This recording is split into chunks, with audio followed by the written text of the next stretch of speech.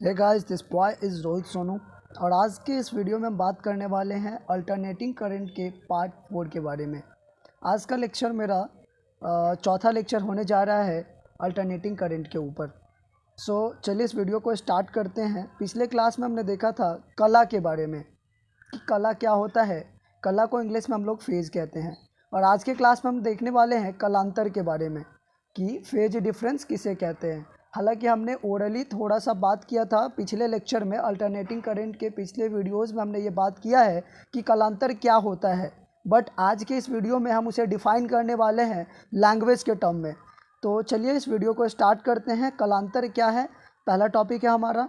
तो कलांतर को हम कला नियतांक भी कहते हैं और यह प्रत्यावर्ती धारा में कलांतर से तात्पर्य धारा एवं वोल्टेज की कलाओं में अंतर से है।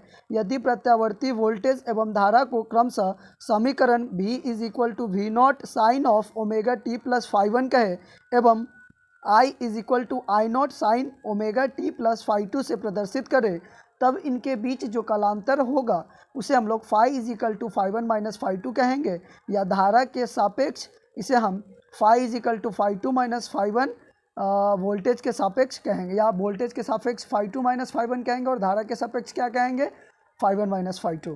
तो यह हमारा क्या होता है, कलांतर होता है। ठीक है, आप इसे हमने ये तो डेफिनेशन के टर्म में समझा दिया। अब इसे समझिए क्या दिया हुआ इक्वेशन हमारा। तो फर्स्ट इक्वेशन दिया हुआ है V1 is equal to V naught sine of omega T plus five. क्या दिया हुआ है, V1 is equal to V naught sine omega T plus five one दिया हुआ है। ठीक है, और दूसरा इक्वेशन क्या कहता है, तो क्या कहता है I is equal to I naught sine omega T plus five two. आप इसे ऐसे भी समझ सकते हैं। अगर आपसे प्रश्न ये पूछे कि बताइए फेज डिफरेंस करेंट के रिस्पेक्ट में, किसके रिस्पेक्ट में, करेंट के रिस्पेक्ट में अगर फेज डिफरेंस पूछे तो हम कह सकते हैं कि phi is equal to delta phi से रिप्रेजेंट करेंगे और कहेंगे delta phi is equal to five one minus five two. क्या कहेंगे, five one minus five two. अगर हमें से ये पूछा जाए कि वोल्टेज के रिस्पेक्ट में बताइए फेज डिफरेंस क्या होगा, तो कहेंगे delta phi is equal to five two minus five one. क्या कहेंगे, five two minus five one कहेंगे। यहाँ तक आप लोग समझ गए होंगे। चलिए यहाँ पे लिखा हुआ आप इसे समझ सकते हैं। अब हम लोग बात करते हैं समयांतर के बारे में। किसके बारे में, टाइम पीरियड के डिफरेंस के बारे में। किसके बारे में, टाइम पीरियड, समयांतर कह सकते हैं या टाइम डिफरेंस भी कह सकते हैं। तो टाइम डिफरेंस क्या होता है, जिसे हम लोग हिंदी में समयांतर कहते हैं। तो यदि प्रत्यावर्ती धारा क्या, यदि प्रत्यावर्ती धारा एवं वोल्टेज के बीच कालांतर क्या है, फाई है, तब इनके बीच जो समय अंतराल होता है उसे हम लोग T upon two pi into क्या करते हैं, फाई करते हैं। क्या कहते हैं, T upon two pi into phi करते हैं। समयांतर की बात कर रहे हैं, यानी कि हम इसे हम टी डी से भी रिप्रेजेंट करते हैं और डेल्टा टी से भी कर सकते। चलो ठीक है, हम इसे टी डी से ही करेंगे, ज़्यादातर बुक में टी डी से ही किया हुआ है। तो हम लोग इसे क्या कहेंगे, समयांतर, और फॉर्मूला क्या होगा, T upon two pi into phi. आप लोग यहाँ तक समझ गए होंगे। अब हम लोग बात करते हैं कलांक एवं कलांक चित्र, यानी कि फेजर डायग्राम के बारे में। किसके बारे में बात करने वाले हैं, फेजर डायग्राम के बारे में। और एक बात आप समझिए, ये जो फेजर डायग्राम है, क्या ये फेजर डायग्राम है, ये फेजर डायग्राम पूरा अल्टरनेटिंग करंट में, पूरा एसी के चैप्टर में सबसे इम्पॉर्टेंट आपका क्या होता है, तो फेजर डायग्राम होता है। क्या होता है जी, फेजर डायग्राम होता है, जिसे हम लोग हिंदी में क्या कहते हैं, तो कलांक एवं कलांक चित्र कहते हैं। फेजर को हिंदी में क्या कहते हैं, कलांक कहते हैं, और फेजर डायग्राम को हिंदी में क्या कहते हैं, कलांक चित्र कहते हैं। समझ रहे हैं, चलिए ठीक है, आगे समझते हैं कि कलांक एवं कलांक चित्र एक्चुअल में होता क्या है। तो देखिए कलांक एवं कलांक चित्र क्या है।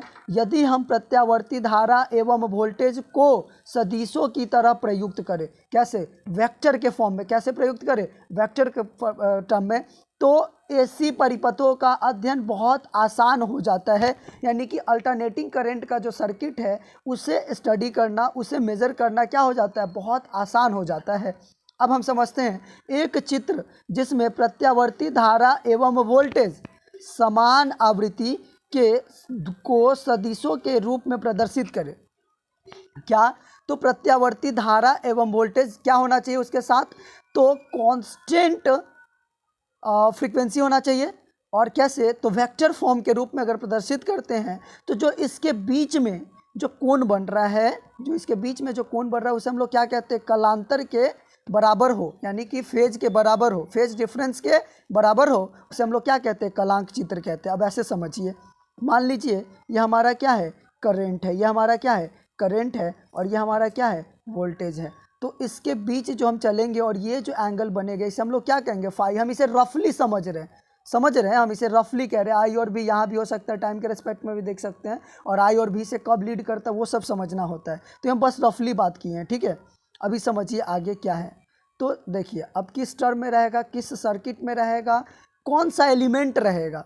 एलिमेंट का मतलब समझिए कि एलिमेंट क्या क्या हो सकता है। तो इलेक्ट्रिकल एलिमेंट कौन कौन होगा। सबसे पहले बात समझिए कि किसके किसके बीच हम सर्किट का बात करेंगे, किसके कौन कौन से परिपथ में कलांक की बात किया जाएगा, उस बात को समझिए। तो हम लोग कलांक की अगर बात करते हैं तो वहाँ पे इलेक्ट्रिकल एलिमेंट की बात करते हैं, यानी कि क्या, तो जो विद्युत वस्तु कह लीजिए उसे, आप क्या कह लीजिए, विद्युत वस्तु, इलेक्ट्रिकल एलिमेंट की बात कर लीजिए। तो इलेक्ट्रिकल एलिमेंट क्या होता है, तो इलेक्ट्रिकल एलिमेंट आपका रजिस्टर होता है। क्या होता है जी, इलेक्ट्रिकल एलिमेंट रजिस्टर होता है, जिसे हम लोग क्या चीज़ से रिप्रेजेंट करते हैं, आर से रिप्रेजेंट करते हैं। और इलेक्ट्रिकल एलिमेंट हमारा क्या होगा, तो इलेक्ट्रिकल एलिमेंट हमारा इंडक्टर भी होता है। क्या होता है जी, इंडक्टर होता है। और इसे हम लोग क्या चीज़ से रिप्रेजेंट करते हैं, एल से रिप्रेजेंट करते हैं। उसी तरीके से इलेक्ट्रिकल एलिमेंट हमारा एक कैपेसिटर भी होता है। क्या होता है जी, कैपेसिटर होता है। और इसे हम क्या चीज़ से रिप्रेजेंट करते हैं, मेरे लाल बाल गोपाल बताइए, क्या चीज़ से रिप्रेजेंट करते हैं, तो सी से रिप्रेजेंट करते हैं। और हमारे 3 इलेक्ट्रिकल एलिमेंट हैं, कौन कौन है, तो एक आर है, एक एल है, और एक क्या है, सी है। अब इसी एलिमेंट का यूज करके हम लोग परिपथ का निर्माण करते हैं, और उसी परिपथ का हम लोग क्या निकालते हैं, फेजर डायग्राम निकालते हैं। और उस फेजर डायग्राम से हम लोग बहुत चीज़ों का फॉर्मूला बना सकते हैं, बहुत सारे टर्म को समझ सकते हैं। तो उसको हम आगे समझेंगे। पहले आपको ये समझ में आना चाहिए कि कलांक क्या होता है। कलांक को इंग्लिश में फेजर कहते हैं, और कलांक चित्र को इंग्लिश में हम लोग फेजर डायग्राम कहते हैं। और फेजर डायग्राम बनाते कैसे हैं, तो इलेक्ट्रिकल एलिमेंट के सहायता से बनाते हैं, यानी कि विद्युत वस्तुओं के सहायता से। तो विद्युत वस्तुएं कौन कौन होता है, तो आपका रजिस्टर होता है, इंडक्टर होता है, कैपेसिटर होता है। चलिए इतना बात आप लोग समझ गए हैं, आगे समझते हैं। इसको पढ़िए और लिखिएगा भी।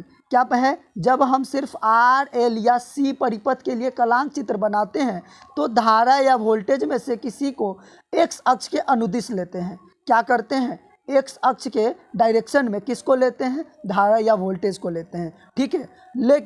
लेकिन कब एक्स अक्ष को कब लेते हैं, जब आर एल सी को परिपथ के लिए कलांक चित्र बनाते हैं तब। अब एक और बात समझिए, यहाँ पे सीरीज और पैरेलल की बात है, तो यहाँ पे सीरीज में पहले समझते हैं। परंतु जब हम तो चलिए हम देखते हैं। परंतु जब हम आर एल व सी के किसी संयोजन परिपथ के लिए कलांक चित्र बनाते हैं तो उस राशि को एक्स अक्ष के अनुदिश लेते हैं जो परिपथ में नियत रहती है, यानी कि किसको लेंगे एक्स अक्ष में। अब मान लीजिए यहाँ तो कहा है कि आर एल सी परिपथ के लिए जो कलांक चित्र बनाएंगे उसे एक्स के अनुदिश, यानी एक्स एक्सिस के डायरेक्शन में किसको ले रहे हैं, एक्स अक्ष के डायरेक्शन में किसको ले रहे हैं बताइए, तो एक्स अक्ष के डायरेक्शन में धारा या वोल्टेज को ले रहे हैं। लेकिन अब मुझे ये डिसाइड करना है कि इस एक्स एक्सिस में क्या हो, आई होगा या भी होगा, वो कैसे पता करें, तो वो हम कैसे पता करेंगे जी, तो वो हम पता करेंगे कब, जब हमें सर्किट में आर एल व सी के सर्किट में जब संयोजन परिपथ के लिए कलांक चित्र बना रहे हैं तो उस टाइम पे हमें ये पता होना चाहिए कि उस सर्किट में कौन सा एलिमेंट या कौन सा टर्म कांस्टेंट है। लाइक करंट कांस्टेंट रहेगा तो करंट को एक एक्सिस में ले लेंगे, वोल्टेज कांस्टेंट रहेगा तो किसको ले लेंगे, वोल्टेज को कांस्टेंट में ले लेंगे। बस यही बात है। अब हम लोग आगे के पॉइंट को देखते हैं। तो देखिए, श्रेणी क्रम परिपथ में धारा को एक अक्ष के अनुदिश लेते हैं। किसको लेते हैं? एक अक्ष के अनुदिश धारा को लेते हैं, और समांतर परिपथ में वोल्टेज को एक अक्ष के अनुदिश लेते हैं। ये टर्म याद रहेगा जी, यही बात तो कह रहा है। श्रेणी क्रम में किसको लेते हैं जी? तो आई को लेते हैं। आई डिस्ट्रीब्यूट होता है। हम आपको एक चीज़ पढ़ाए थे, क्या पढ़ाए थे? तो करेंट पढ़ाए थे। उस टाइम पे हम लोग सीरीज वाला टर्म समझे थे। टर्म समझे थे कौन सा? रजिस्टर वाला, जो सीरीज कॉम्बिनेशन पढ़े थे, ये वाला याद होगा आपको? याद होगा शायद। अब देखिए, हम ऐसा सर्किट बना दिए, यहाँ पे वोल्टेज लगा दिए। मान लीजिए यहाँ माइनस है, यहाँ क्या है? प्लस है। ऐसे करंट गया। इसमें क्या है जी? इसमें है आपका, इसमें क्या है? इसमें ये, इसको हम R1 मान रहे हैं और इसको क्या मान रहे हैं? R2 मान रहे हैं। तो यहाँ पे भी I1 होता था, यहाँ भी क्या होता था? I1 ही रह जाता था। ये मान लीजिए ये I1 ही जा रहा है, तो यहाँ पे भी I1 और यहाँ पे भी I1 ही होता था। ये बात आपको याद होगा? याद है? ठीक है। तो कांस्टेंट क्या हो गया? करंट हो गया। यानी कि श्रेणी क्रम में क्या कहते हैं? आई कांस्टेंट होता है। तो हम किसको यहाँ आर एल व सी सर्किट में क्या कहे हैं कि अगर आर और एल सर्किट को एज्यूम कर रहे हैं, किसको को एज्यूम कर रहे हैं? आर या एल या सी तीनों सर्किट को एज्यूम कर रहे हैं, तो उसमें अगर सीरीज में है तो क्या होता है? आई कांस्टेंट होता है। इसीलिए हम कह सकते हैं कि श्रेणी परिपथ में धारा को एक अक्ष के अनुदिश ले सकते हैं। ऊपर भी कॉन्सेप्ट में लिखा हुआ है। अब समझते हैं वोल्टेज वाला टर्म। किसको समझते हैं? वोल्टेज वाला टर्म। अब वोल्टेज में अब देखिए, पैरेलल का बात किया, समांतर परिपथ का बात किया है। रजिस्टर को समांतर से कनेक्ट कर दीजिए, कर दिए। अब क्या कीजिए, इसमें एक सोर्स लगा दीजिए, एक वोल्टेज सोर्स भी लगा दिए। अब इसमें जो करंट जाता है, क्या यहाँ पे करंट डिस्ट्रीब्यूट हो जाता है? हो जाता है। और यहाँ पे करंट डिस्ट्रीब्यूट होता था, वोल्टेज सेम रहता था। तो एक बात समझिए, जब ऐसा कंडीशन है तो कौन कांस्टेंट है? वोल्टेज कांस्टेंट है। तो इस कंडीशन में अभी तो खाली रजिस्टर का कॉम्बिनेशन है, समझ रहे हैं। लेकिन जब हम एसी में जब हम पढ़ेंगे तो आरएल होगा, यानी रजिस्टर के साथ इंडक्टर भी आएगा। वो वाला परिपथ का हम बात करेंगे, समझ रहे हैं ना। अभी हम खाली आपको समझा रहे हैं कि हम इलेक्ट्रिकल करंट में पढ़े थे रजिस्टर का सीरीज और पैरेलल कॉम्बिनेशन। वहाँ कांस्टेंट और को टर्म को हम समझ रहे हैं कि कौन सेम रहता था, समझे? उतना ही बात को, जो सेम रहता था वही लीड यहाँ पे एक अक्ष पर आता है, समझ रहे हैं? यही बात को हम खाली आपको तो हमें लगता है आपको ये बात समझ में आ गया कि सर्किट में जो कांस्टेंट टर्म रहेगा, तो कांस्टेंट टर्म का हम श्रेणी क्रम में कौन कांस्टेंट? तो करंट को हम कह सकते हैं एक्स अक्ष में कंसीडर करेंगे। मान लीजिए ये एक्स है और ये क्या एक्सिस? Y axis. तो एक्स एक्सिस में अगर श्रेणी क्रम है तो यहाँ क्या कंसीडर करेंगे? आई, समझ गए। और यहाँ पे जो फेजर डायग्राम बनेगा वो फाई होगा, और कौन लीड लैग करेगा वो आगे हम समझाएंगे। खाली अभी इतना ही समझिए, ज़्यादा समझिएगा कंफ्यूज हो जाइएगा। इतना ही समझिए जितना आपको समझ में आए। चलिए ठीक है, इसको पढ़ करके याद कर लीजिएगा। हम कल आपके क्लास में पूछेंगे, क्या पूछेंगे कि श्रेणी क्रम परिपथ है किसका? आर एल व सी का। आर एल व सी का संयोजन है, और कैसे संयोजन है? तो श्रेणी क्रम परिपथ में है तो कौन आएगा एक अक्ष में? तो धारा आएगा। अगर आर एल व सी संयोजन कैसे है? समांतर में है, समांतर परिपथ में, तो कौन एक अक्ष के अनुदिश आएगा? तो वोल्टेज आएगा। इतना कम से कम बउआ आप याद कर लीजिएगा, मेरे लाल बाल गोपाल, इतना आपको याद होना चाहिए। ठीक है, आगे हम लोग समझते हैं नेक्स्ट टॉपिक पे। वीडियो भी थोड़ा लंबा बन रहा है, आप कॉम्प्रोमाइज़ कीजिएगा, वीडियो लंबा ऐसे बनेगा ही। अब आगे समझिए, प्रत्यावर्ती राशियों का मापन, मेजरिंग ऑफ अल्टरनेटिंग क्वांटिटीज, इसको समझते हैं। क्या कहता है? प्रत्यावर्ती धारा केवल उष्मीय प्रभाव प्रदर्शित करती है। क्या करती है? प्रत्यावर्ती धारा केवल उष्मीय प्रभाव प्रदर्शित करती है। अतः एसी को मापने वाले उपकरण उष्मीय प्रभाव पर आधारित होते हैं। ठीक है, इतना बात समझने में कोई दिक्कत नहीं है, सारा थ्योरेटिकल है। इसीलिए इन्हें तप्त तार धारा मापी,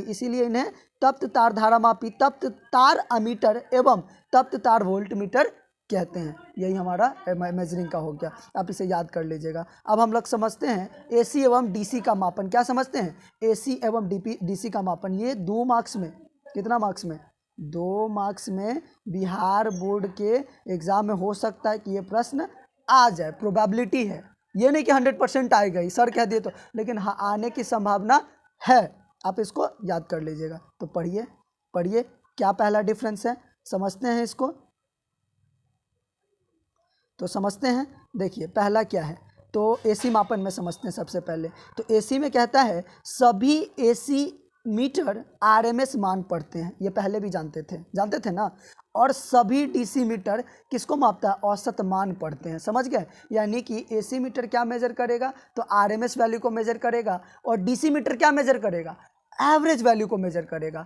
आईआरएमएस समझते हैं जी? आईआरएमएस नामक कोई चीज़ था, अरे कहिए ना, आईआरएमएस नामक एक चीज़ था, अब बीआरएमएस नामक भी वो चीज़ था, याद होगा आपको। और डीसी क्या करता है? एवरेज। आई एवरेज कोई एक नामक एक प्राणी था, कल आज के क्लास में तो समझाए थे। और भी एवरेज नामक कोई एक प्राणी है तो उसी को तो हम बताए थे। बस इतना बात आपको समझ में आना चाहिए कि सभी एसी मीटर आरएमएस मान पढ़ते हैं। कौन आरएमएस मान? तो आईआरएमएस, भी आरएमएस। और सभी डीसी मीटर क्या मानते हैं? औसत मान पढ़ते हैं। तो कौन सा? तो आई एवरेज, अब भी एवरेज। हो गया, पहला लाइन खत्म, पहला लाइन खत्म। दूसरा पे आते हैं, दूसरा पढ़िए। दूसरा क्या है? तो दूसरा है आपका, सभी एसी मीटर धारा के ऊष्मीय प्रभाव पर आधारित होते हैं। सभी एसी मीटर किस पर होते हैं? धारा के ऊष्मीय प्रभाव पर आधारित होते हैं। और सेकंड क्या कहता है? सभी डीसी मीटर धारा के चुंबकीय प्रभाव पर आधारित होते हैं।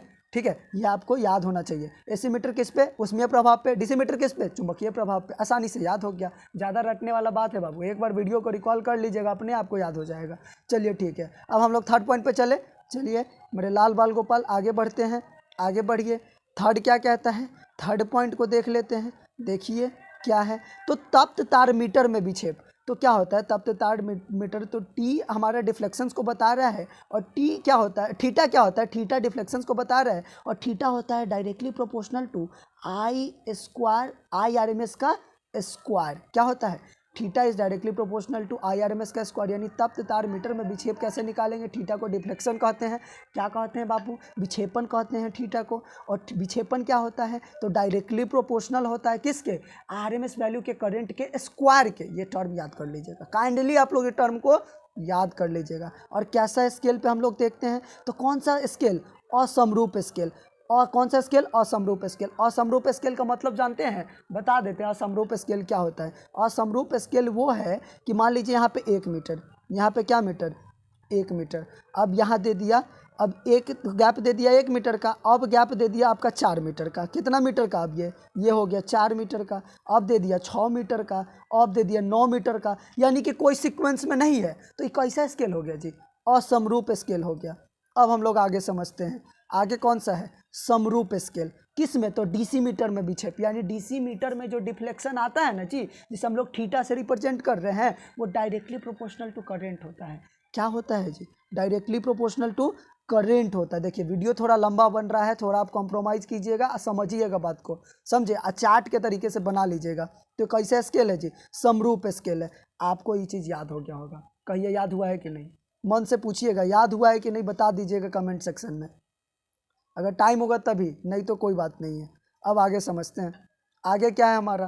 तो अभी समझिए, अब अल्टरनेटिंग करंट से जितने भी रिलेटेड फैक्टर है ना, ये सब बहुत है। जेड सिंबल हो गया, पावर फैक्टर हो गया, रिएक्टेंस हो गया, एडमिटांस हो गया, ससेप्टांस हो गया, समझे, ये सब बहुत इंपॉर्टेंट है। इसका फार्मूला बिहार बोर्ड ऐसे ही पूछ लेता है, एकदम चुटकी बजा के इसका फार्मूला पूछ लेता है जी, एकदम आसानी से। अब भी आप समझ लीजिएगा ना, तो फार्मूला आपको जीवन भर याद हो जाएगा। जब तक आपका जीवन रहेगा तब तक फार्मूला याद रहेगा, अगर इस ट्रिक से समझ लिए तो चलिए इस ट्रिक को समझते हैं कैसे कैसे पढ़ना है हमको। थोड़ा देखिए, वीडियो काफ़ी ज़्यादा लंबा हो गया है, समझ रहे हैं, वीडियो ज़्यादा लंबा हो गया है तो आपको कॉम्प्रोमाइज़ करना होगा। तो क्या है ये? प्रतिबाधा। क्या होता है? प्रतिबाधा। इसे हम लोग क्या कहते हैं? जेड कहते हैं। और जेड को इंग्लिश में क्या कहते हैं? इम्पीडेंस कहते हैं। इम्पीडांस बोल लीजिए, क्या कहेंगे जी? इम्पीडांस। ये इम्पीडेंस या डांस कह लीजिए, सॉरी थोड़ा प्रोनाउंसिएशन। देखिए देहाती भाषा में बोलने पे इंग्लिशो थोड़ा देहाती हो जाता है, लेकिन मेरा ऐसा इंग्लिश नहीं है, आप जानते हैं अच्छे से। अब आप लोग की वजह से हम अपना लैंग्वेज ख़राब कर लिए हैं, लेकिन कोई दिक्कत नहीं, आप लोग पास हो जाइएगा, अच्छा नंबर ले आइएगा, मेरा लैंग्वेज भी ख़राब हुआ था, ये कोई दिक्कत नहीं, फिर हम सही कर लेंगे, हमको आता है करने। चलिए देखिए, क्या कहते हैं प्रतिबाधा को जी? इम्पीडेंस कहते हैं। क्या कहते हैं? इम्पीडेंस कहते हैं। और इसको क्या चीज़ से रिप्रेजेंट करते हैं? जेड से। अब जेड का वैल्यू क्या होता है ये सबको समझेंगे। तो देखिए जेड का वैल्यू डिफर करता है, कहाँ कहाँ डिफर करता है? तो जेड का वैल्यू डिफर करता है सर्किट में। कौन सा सर्किट में? तो मान लीजिए कोई रजिस्टर सर्किट है, एक सर्किट परिपथ समझते हैं ना, परिपथ में प्रतिरोध रहता है, वोल्टेज रहता है, करंट रहता है। लेकिन एसी में क्या होता है? प्रतिरोध के साथ साथ वो इंडक्टर भी आ जाता है। क्या आ जाता है? इंडक्टर भी आ जाता है, तो रेजिस्टर के साथ इंडक्टर एक ही सर्किट में आ गया, अब वोल्टेज आ गया तो वो हो गया। तो वहाँ पे क्या आता है, इम्पीडेंस सब आता है उस परिपथ सब में। अब फेजर डायग्राम सब का निर्माण करेंगे, लिखना सिखाएंगे कि जेड कैसे लिखते हैं, समझे। अभी के क्लास में इतने समझिए, आगे का वो बात है, आगे समझिए। प्रतिबाधा क्या होता है, तो प्रतिबाधा को हम लोग जेड कहते हैं। और प्रतिबाधा होता है प्रत्यावर्ती धारा परिपथ में ओमीय प्रतिरोध आर, प्रेरक कुंडली एल और संधारित्र सी। कौन कौन सा एलिमेंट का बात किए जी, आर, एल और सी में से दो या दो से अधिक के उपस्थित होने पर परिपथ में धारा प्रवाह में अवरोध को प्रतिबाधा कहते हैं। समझे नहीं समझे, देखिए कैसा सर्किट के बारे में बात कर रहा है जी, कैसा सर्किट के बारे में, तो देखिए आर एल सी, इन तीनों में से कोई दुइयों को रहेगा एलिमेंट, कौन सा है, या तो आर रह ले या एल रह ले, या एल रह ले या सी रह ले, या आर रह ले या सी रह ले। ये तीनों में से दूगों का होना जरूरी है परिपथ में। देखिए को परिपथ का निर्माण करते हैं, ये हमारा इंडक्टर हो गया, ये हमारा रजिस्टर हो गया। अब क्या करते हैं, वोल्टेज दे देते, दे दिए वोल्टेज, दे दिए, ये क्या हो गया हमारा, ये एल हो गया, क्या हो गया जी, ये एल हो गया, ये हमारा क्या है रे, बोलो ना, एल है, और ये हमारा क्या है, आर है। परिपथ में क्या है, दूगो है, एगो एल और आर, देख रहे हैं। अब इसको अवरोध कौन करेगा, तो इसको जो अवरोध करता है ना वही जेड होता है। कौन होता है, धारा प्रवाह, मान लीजिए इसमें करंट फ्लो होगा ना, इस करंट को अवरोध करेगा ना जी, इस करंट को ही जो अवरोध किया उसी को हम लोग क्या कहते हैं, प्रतिबाधा। प्रतिबाधा इसे इंग्लिश में क्या कहेंगे, इम्पीडेंस, क्या कहेंगे, इम्पीडेंस, ठीक है। और इसका मात्रक क्या होता है, तो भाई करेंटे को ना अपोज कर रहा है, यानी रजिस्टरे का काम कर रहा है जी, यही ना। तो जो रजिस्टर का यूनिट होता है क्या होता है, ओम होता है, तो इसका भी यूनिट क्या होगा, ओमे होगा, या लिखल है ना जी, क्या है, इसका भी मात्रक ओम है। चलिए यहाँ तक आपको समझ में आ गया है। देखिए वीडियो काफ़ी लंबा है, आपको आपके अंदर पेशेंस होना चाहिए। 21 मिनट का वीडियो अभी बन गया है। चलिए कोई बात नहीं है, आप लोग को थोड़ा ध्यान देना होगा। अब हम लोग पढ़ते हैं प्रतिघात। क्या पढ़ते हैं, प्रतिघात। अब प्रतिघात बाबू दो प्रकार का होता है। प्रतिघात को इंग्लिश में क्या कहते हैं जानते हैं, रिएक्टांस कहते हैं। क्या कहते हैं, रिएक्टांस। देखिए यह है क्या, हमारा प्रतिघात है, क्या है, प्रतिघात। प्रतिघात को इंग्लिश में रिएक्टांस कहते हैं और इसे एक्स से रिप्रेजेंट करते हैं। ये दो प्रकार का होता है, एक प्रेरणीय प्रतिघात होता है और एक धारितीय प्रतिघात होता है।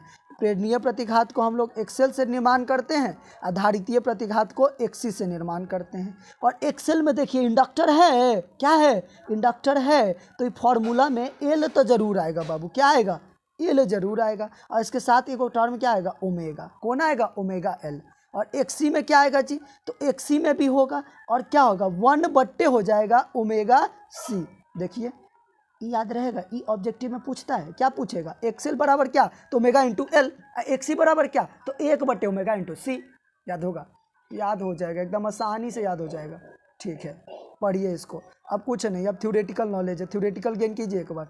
क्या कहता है प्रतिघात, प्रतिघात कहता है प्रत्यावर्ती धारा परिपथ में प्रेरक कुंडली या संधारित्र या दोनों के उपस्थित होने पर धारा प्रवाह के अवरोध को प्रतिघात कहते हैं। यह निम्न दो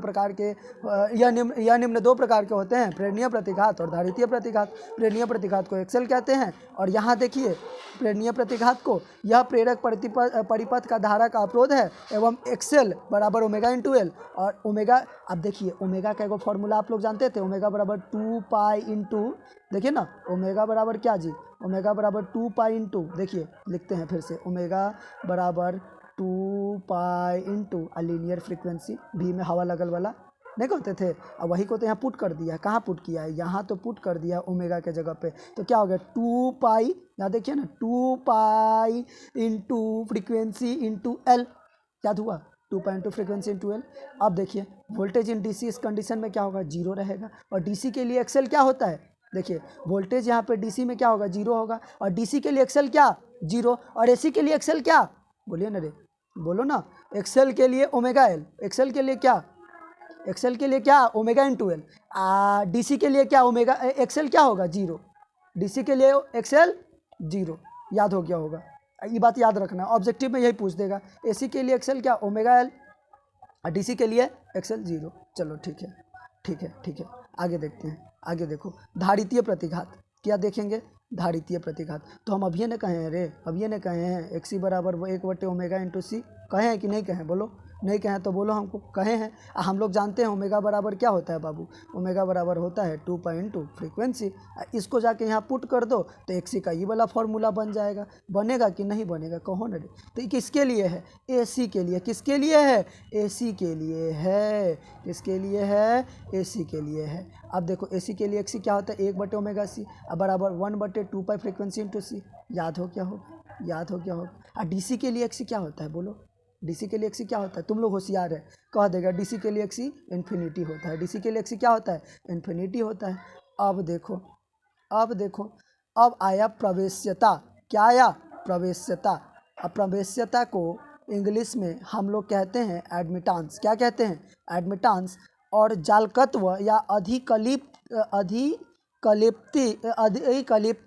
ऐसे करके पढ़ लीजिएगा, अधिकलिप्त करते हैं। और प्रवेश्यता क्या कहते हैं, जालकत्व या अधिकलिप्त प्रवेश्यता, जिसे हम लोग एस से रिप्रेजेंट करते हैं। क्या चीज़ से रिप्रेजेंट करते हैं, एस से। और इसे हम लोग कहते हैं, क्या कहते हैं, ससेप्टांस। यहाँ देखो, यहाँ लिखा हुआ है, स्पेलिंग तुमको यहाँ पे दिख जाएगा, ससेप्टांस, समझ गया।